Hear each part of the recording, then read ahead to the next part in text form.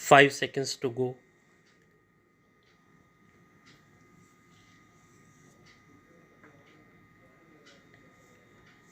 Start.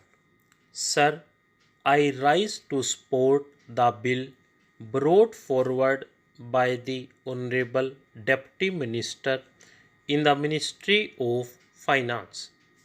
Banking is a service of vital importance to industry, commerce, and agriculture. It is concerned with the creation of credit money and its distribution between various users such as industry and agriculture or between institutions and individuals. In fact, the smooth working of a modern economy depends on the proper regulation of credit with which the banks are concerned. The question, therefore, of recruitment of the personnel of banking institutions assumes great importance. The Banking Commission has recommended the establishment of such a commission in its report in 1972. In fact, government have been rather late in bringing forward this very important and necessary piece of legislation. Before nationalization, some of the big commercial banks had made some arrangements of their own for retirement of their staff. The Institute of Bank Management and the Reserve Bank of India, through the Bankers Training College, run some short term and long term courses for recruitment and training of bank staff. But these arrangements are not adequate even to meet the requirements for recruitment of higher cadres. The largest proportion of banks' staff consists of clerks and cashiers. The recruitment policies followed by most of the Indian banks before nationalization were not based on either scientific lines. In several cases, even minimum qualifications were not insisted upon. The Banking Commission has reported that in many cases, people who had not even passed matriculation examination were recruited as clerks. There was no proper evaluation of the aptitude or capacity, and very often caste and relationship determined the choice of candidates. Lack of training facilities, however, aggravated the problem, and banks found themselves with staff which had neither aptitude nor ability to carry out the jobs assigned to them. The bill, therefore, is welcome. It seeks to provide for proper methods of selection for recruitment. It provides for the establishment of a body corporate to be called the Banking Service Commission. It shall be the duty of the Commission to hold competitive examinations to recruit people for clerical and allied cadres, junior officers cadre, and such other officers cadre as the central government may by notification specify.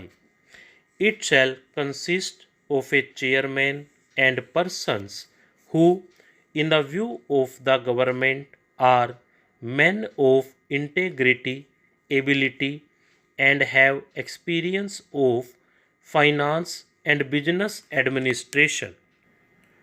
The bill rightly attaches great importance to selection of people for the clerical cadre because the clerical staff constitute the largest proportion of the total manpower, and it is they who give the banking service to the people. Rapid expansion of banking ensures further that many of them will soon get promotion to the officers' cadre. It has been estimated that every clerk can hope to reach the officers' cadre in 10 or 12 years' time. Every clerk is therefore a potential officer. But to be effective, recruitment should attempt to attract appropriate skills and attitude, and search for suitable talent should not be restricted to the first point of entry in the bank at the clerical level. It should so be extended to attract sufficient number of persons who possess executive skill. With the functional enlargement of the banks, they require the service of experts such as agricultural scientists and those who are experts in engineering. Recruitment of such personnel should also be considered by the Banking Commission. A provision in the bill enables the government to increase the proportion of such junior staff from 25% to 33%. In my view, it is a welcome provision. There is a provision that a certain percentage shall be reserved for scheduled castes and scheduled tribes. This percentage has to be determined according to the general principles and also the requirements of the banks. One provision says that the Commission will have certain advisory functions. It is an important provision. We know how in government service very difficult problems of promotion and seniority arise. It is better that they are solved by a third body rather than the superior officers who have sometimes prejudices against people working under them. I hope this provision will be used for that purpose.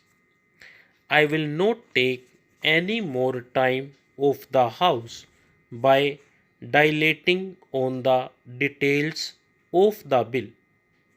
I hope the honorable members will accept the basic idea behind the bill. The establishment of a commission on the lines envisaged will impart objectivity and impartiality in the recruitment procedures of the banks by prescribing uniform qualifications and eligibility standards applicable in all public sector banks and thereby help to tap the right type of persons for the banking industry. Finally, there is a last clause which says that the government may extend the provisions of this bill to other banks if the Banking Service Commission could cover the recruitment of other commercial banks also, so much the better. We will have uniform standards for recruitment of personnel in all the banks. With these words, I support the bill. Stop.